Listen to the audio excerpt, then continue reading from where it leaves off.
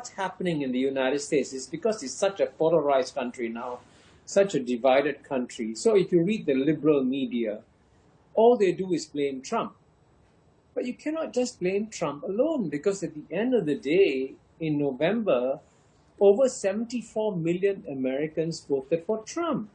So you got to understand, why did 74 million Americans voted for Trump? And that is the most fundamental issue that needs to be addressed. And the United States of America has become a plutocracy.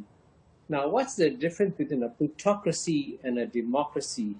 A democracy is a government of the people, by the people, for the people. So in democracy, you have a government that takes care of the largest number of people. In a plutocracy, you have a government that just takes care of the top 1%.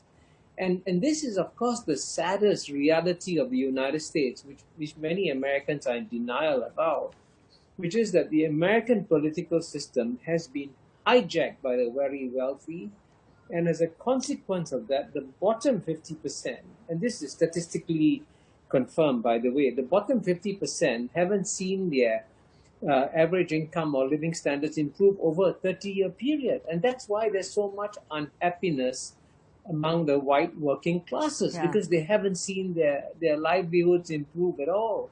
When President Joe Biden assumes office on January 20th, on the one hand, in a sense, maybe applying the rule of law and saying that President Trump broke some major laws and prosecute President Trump.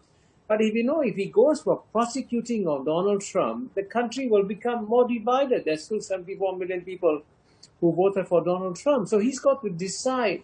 It's a very, very tough balance. But if President Trump launches a new political attack on the Biden administration, which is very, very possible, and if he launches a very, very strong attack, starts new social media agencies, talks at rallies, and makes the country even more angry, then he will leave Biden with no choice but to go after